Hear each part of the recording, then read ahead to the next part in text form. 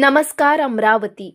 अमरावती जिल्ह्यातील Navsari T point येथे 14 फेब्रुवारीच्या पहाटे 5 वाजताच्या सुमारास एक धक्कादायक आणि हृदयदायक घटना घडली। गोवंशाने भरलेल्या भरधाव बोलेरो वाहनाने ड्युटीवर निघालेल्या एका निष्पाप क्रीडा शिक्षकाला जोरदार धडक दिली। या भीषण अपघातात 46 वर्षीय अब्दुल साजिद अब्दुल मजीद राहणार चपराशीपुरा यांचा जागीच मृत्यू झाला। धडक इतकी भीषण होती की बोलेरो वाहन समोरील खांबावर जाऊन आदळले। वाहनामधील एका गोवंशाचा मृत्यू झाला असून तब्बल 12 गोवंश जखमी झाल्याची माहिती समोर येत आहे। अपघातानंतर वाहन चालक आणि क्लीनर घटनास्थळावरून फरार झाले। गाडगेनगर पोलीस स्टेशन तसेच क्यूआरटी पथकाने तत्काळ घटनास्थळी धाव घेतली। या घटनेनंतर जिल्ह्यात सुरू असलेल्या गोवंश तस्करीच्या प्रकारावर तीव्र संताप व्यक्त केला जात आहे। विशेष म्हणजे याच नवसारी टी पॉइंट परिसरात 2012 साली शाळेच्या व्हॅनचा भीषण अपघात घडला होता, ज्यामध्ये अनेक निष्पाप विद्यार्थ्यांना जीव गमावा लागला होता। त्या घटनेची आठवण या अपघातामुळे पुन्हा ताजी झाली आहे। जिल्ह्यात वाढती अवैध वाहतूक, वेगाने धावणारी वाहने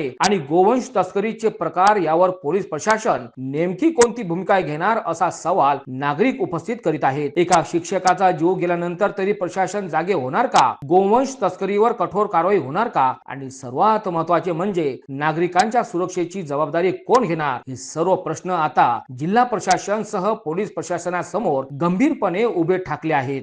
पशुधनाची वाहनाची जी आहे वाहतूक करणारी जी गाडी आहे त्या गाडीच्या चालकाच्या हातून एक शिक्षक जे आहेत त्यांना धडक लागून त्याच्यामध्ये एक फॅटल ऍक्सिडेंट झालेला आहे।